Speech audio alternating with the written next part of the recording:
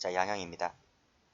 자, 양형은 유죄가 인정된 범죄에 대해서 구체적인 형벌의 종류와 범위를 결정하는 것을 말한다. 이렇게 정의를 내리는데, 양형은 법정형, 처단형, 선고형 이 3단계 과정을 통해서 결정됩니다. 자, 법관은 법정형의 범위 안에서 구체적인 형벌을 결정하는 것을 일종의 재량행위에 속하지만, 이것은 네 멋대로 하는 것이 아니라 법적으로 구속된 재량이라고 해서 기속재량이라고 하죠. 자, 밑에 형사정책식의 의미가 나와 있는데, 양형은 입법자가 법정형을 정하잖아요. 그리고 처단형, 선고형을 하는 것은 법관이고요. 두 사람의 공동 작업에 따라서 이루어진다. 양형을 할 때는 유책한, 즉 책임이죠. 책임의 한도 내에서 예방적 성격을 고려해서 정합니다.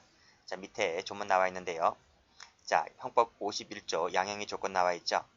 자, 형을 정함에 있어서는 다음 사항을 참작하여야 한다. 그래서 연령, 성행, 지능, 환경, 피해자에 대한 관계, 동기, 수단, 결과, 정황 이런 것을 따져서 고려해서 선고유예 할지, 집행유예 할지, 실형 때릴지를 정한다는 것입니다. 그렇기 때문에 그러려면 책임 한도 내에서 플러스 예방적 성격을 가미를 해야 되는 거예요.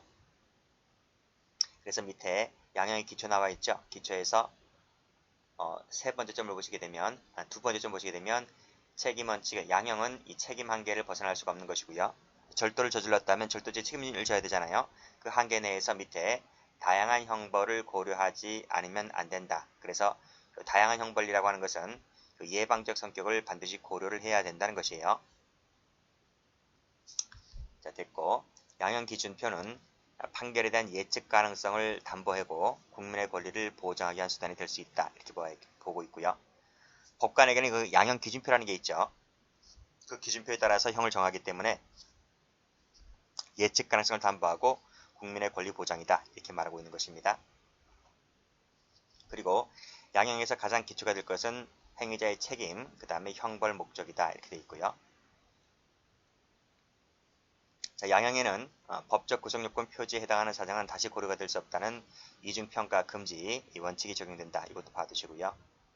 자, 밑에 기출문제가 보시게 되면 책임주의 포기가 아닙니다. 책임 범위 내에서 예방 목적을 고려하는 것이에요. 이중평가 금지 원칙이 적용되는 것이지 평가 원칙이다. 틀렸고, 그리고 양형 기준할 때 하나, 둘, 셋, 넷, 5개, 6개, 7개, 8개, 9개 이 9가지 중에는 밑에 국적이라든지 기혼 여부가 포함되어 있지 않습니다. 자, 양형 이론 보시면 유일점 이론이 있고요. 그 다음에 폭의 이론이라고 하는 것이 있고, 밑에 단계 이론이라고 하는 것이 있는데, 이거 몰라도 되고 위에 두 가지만 알고 계시면 돼요. 일단 유일점은 책임은 언제나 하나의 고정된 크기를 가질 수밖에 없다. 그래서 정당한 형벌은 언제나 하나일 수밖에 없다는 이론을 유일점 이론이다. 이렇게 말하고 있는 것입니다. 이것은 응보사상을 기출하고 있는 것이다. 그래서 이 응보사상을 기출하고 있는 것이기 때문에 예방 목적은 전혀 고려가 되지 않는다. 그걸 알아두시고요.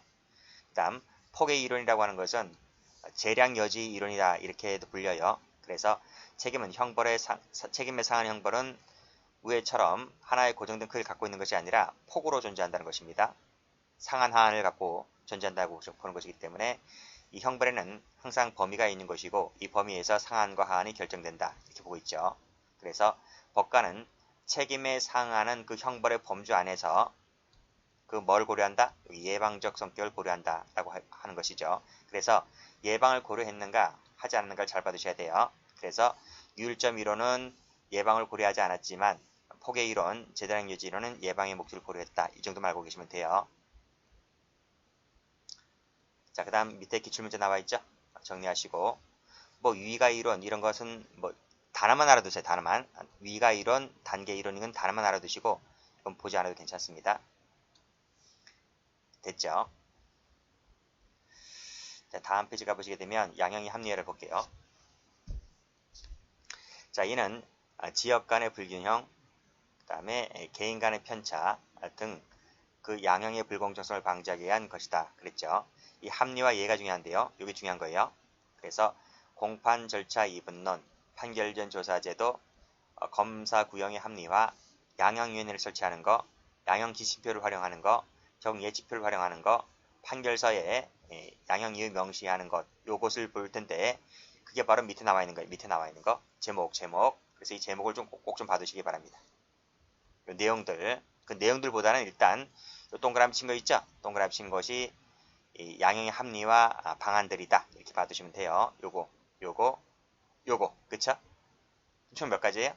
하나, 둘, 셋, 네 개, 다섯, 여섯, 일곱 개 봐두시면 될 것 같고 그 내용들 있죠. 내용들 중에서 여기 영미법계에서 채택되는 것이다. 대립법계는 아니고요. 이것도 시험 나와요. 그 다음에 판결준 조사제도 그 다음 페이지에 나와 있는데 이것도 영미법이죠. 미국에서 채택된 것이다. 받으시고 그 다음에 나머지는 쭉 보시면 될 것 같아요. 다음 페이지 한번 가볼게요. 자, 법원조직법에 나와 있네요. 양형위원회 쭉 보시면 자, 3항을 가볼게요. 위원회는 양형 기준을 설정 변경할 때는 다음 사항을 고려해야 한다 그랬죠. 1번부터 6번까지 8번까지 나와 있는데 여기서 6번 쭉 묶으시고요. 묶으시고 여기서 범행 후 정황, 전력 이런 것을 고려한다. 밑에 뭐 나머지 읽어보시면 돼요. 근데 이 두 가지가 시험에 나온 적이 있어요. 다음 양형 기준의 효력 보시면 법관은 양형 기준을 존중하여야 하는데 끊고 양형 기준은 법적 구속력을 갖지 않습니다. 이 법률이 아니기 때문에 법적 구속력이라는 게 없어요. 법원은 양형 기준을 벗어난 판결을 할 때에는 반드시 판결서에다가 그 이유를 적시해야만 됩니다. 됐고 기출문제 받으시고 자, 판결 전 조사 제도를 한번 가볼게요. 자, 유죄가 인정된 자에게 적법한 처우를 찾아낼 수 있도록 판결을 내리기 전에 이 판결이라고 하는 것은 1심 말합니다. 1심을 말한다. 2심하고 3심은 말하지 않는다. 1심 판결을 내리기 전에 피고인의 인격 소질 등을 과학적 조사를 하여 양형 기초로 사용하는 제도를 판결 전 조사 제도라고 한다 하는 거예요. 그래서 이것은 미국 영미법에서 유래가 된 것이지 대립법이 아니다. 이렇게 봐주시면 될 것 같은데 밑에 대립법 나와 있죠? X 하시고 그쵸? 일단은 그 다음 거 보지 마시고 다음 페이지 한번 가보세요. 우리가 공부한 적이 있어요. 현행법을 볼게요. 현행법 먼저 보호 관찰 등에 관한 법률 동그라미 1번 소년법 동그라미 2번 치료 감호 등에 관한 법률 3번 이 세 가지 법을 알아두셔야 돼요. 이 세 가지 법을 다른 법 쓰면 틀려요. 그래서 다음 페이지 가보시게 되면 여기 보호 소년 등의 처우에 관한 법률은 없어요.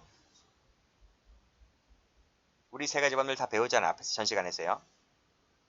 그 밑에 보호 관찰 등에 관한 법률 나오죠. 여기 조사를 요구할 수 있다. 임의적이죠. 그렇게 배웠잖아. 그쵸? 밑에도 조사를 의뢰할 수가 있다. 임의적이죠. 소년법에 조사를 명할 수가 있다. 이것도 임의적이죠. 다음 페이지 치료 감호 등의 법률에서 조사를 요구할 수 있다. 이렇게 돼 있죠. 다 임의적이죠. 임의적이에요. 필요적인 거 하나도 없어요. 누가요? 법원이 합니다. 법원이. 밑에 소년법 판사가 하니까 법원이죠. 왜도 다 법원이죠. 법원이 한다. 법원이 판결 전 조사를 한다는 거예요. 누가 한대? 여기 보호관찰소의 장에게 이거 좀 해달라고 이렇게 그쵸? 밑에도 보호관찰소 장이죠. 이거 좀 해달라고 요구할 수 있다. 그쵸? 그 다음 페이지 가보시면 이 법원이 보호관찰소의 장에게 이런 것 등을 조사 요구해달라고 할 수가 있다는 거예요. 됐어요? 그 다음에 역시 1항을 한번 가보시면 보호관찰 등에 관한 법률을 가보게 되면 법원이 형법상의 선고유예 집행유예를 할 때 보호관찰 사회봉사 수강을 명하려고 하는데 이걸 하기 위해서 필요하다고 인정하게 되면 이걸 해야 되는지 말아야 되는지 보호관찰소 장에게 이런 것들의 조사를 요구할 수가 있다. 됐어요? 그런 것들 좀 봐두셔야 돼요. 여기서는 뭐예요? 여기서는 소년의 품행, 경력, 가정상황, 환경이고 그 다음 페이지 가보시게 되면 동기, 특성, 상태, 환경, 직업 등등이다. 기출문제 가보시게 되면 여기 1심만 요구되는 것이지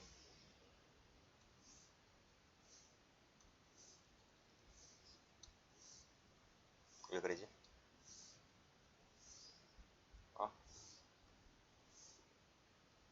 자, 1심만 요구되는 것이지 항소심, 상고심 틀렸고 관할은 경찰서장이 아니죠? 할 수 있다 그랬죠? 생계대책은 들어가지 있지 않습니다. 생계대책은. 그 다음에 동기를 조사할 수 있다 그랬죠? 틀렸고 검찰 요구가 아니고 법원 요구죠? 다음 사회봉사 수강명령은 성인범에 대해서 전면적으로 실시가 되었음에도 현행법은 성인범을 조사하고 있지 않다? 아닙니다. 틀렸습니다. 소녀를 한정하고 있다? 아닙니다. 틀렸습니다. 그래서 가보시게 되면 여기에 제가 기본 강의할 때 앞에서 했어요. 피고인만 돼 있잖아요. 그쵸? 소년에 대해서 성인에 대해서 이런 말이 없잖아요. 그럼 그것이 없으면 다 뭘 말하고 있는 거예요? 성인, 소년, 불문이다. 이렇게 제가 이 법률 할 때 강의한 적이 있었을 겁니다. 이 세 가지 법률 일단 알아두셔야 돼요. 이 세 가지 법률.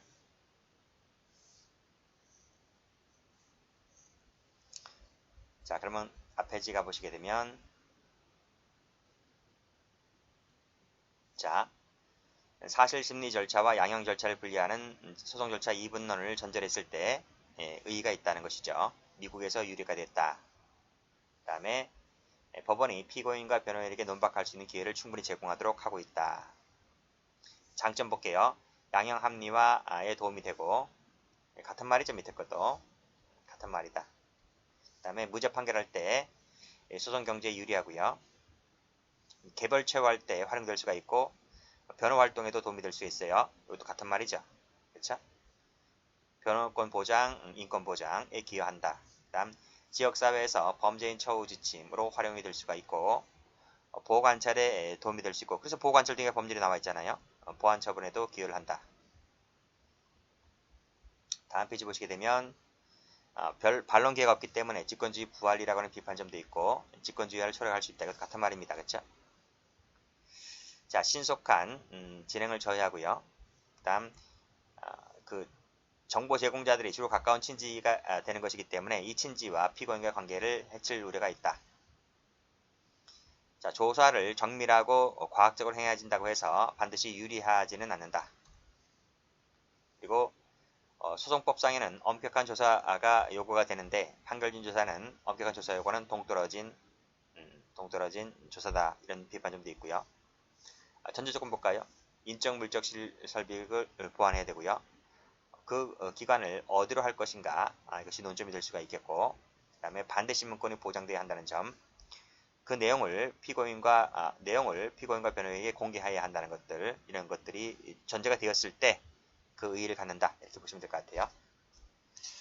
자, 됐죠? 그러면 이제 여기까지를 해서 실정법을 다 끝냈고 다음 시간부터는 저 맨 앞으로 가서 이제 이론 공부를 좀 하도록 하겠습니다.